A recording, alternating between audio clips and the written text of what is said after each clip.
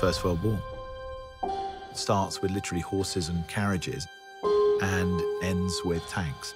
So it's the moment where modern war, you could argue, begins. From the very beginning, I felt this movie should be told in real time. Every step of the journey, breathing every breath with these men, felt integral. And there is no better way to tell this story than with one continuous shot. 3, 2, 1, go, go!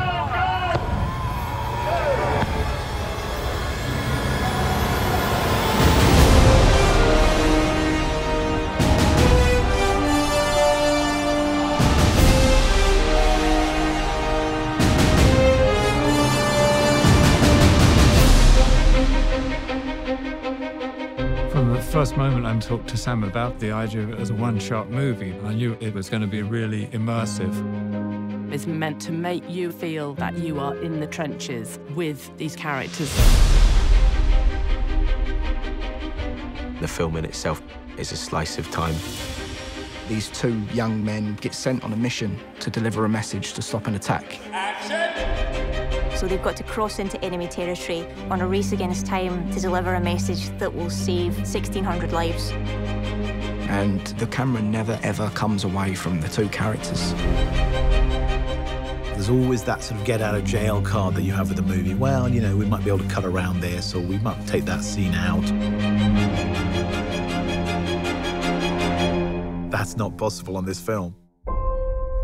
The dance of the camera and the mechanics all have to be in sync with what the actor's doing. When you achieve that, it's really beautiful and exhilarating.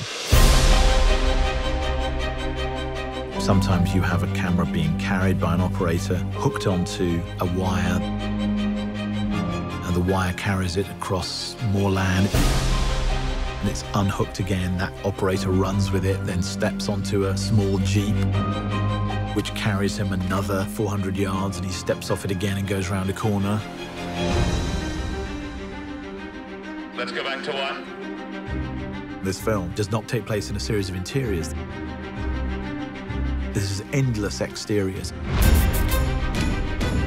No location ever repeats, so you're constantly moving through landscapes.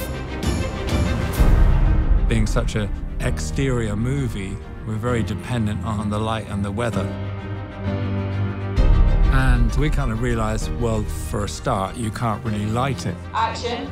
Because, you know, if you were running down a trench and turning around 360 degrees, there's nowhere to put a light anywhere. And because we were shooting in story order, we have to shoot in cloud to get the continuity from scene to scene. So some mornings, the sun would be out and we couldn't shoot. So we would rehearse. And we're rehearsing. And then we'd be waiting around, everyone with their eyes up in the sky, trying to see how long it'd take for the sun to move behind the cloud.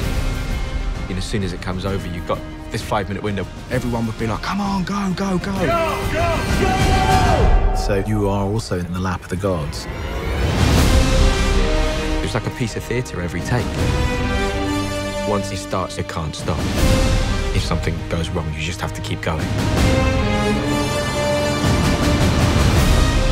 Until you actually see it on a screen, you don't really realize how immersive it is and how that technique kind of draws you into it. For me, engagement is very important. And that is behind the way in which we've decided to shoot this film. I wanted people to understand how difficult it was for these men.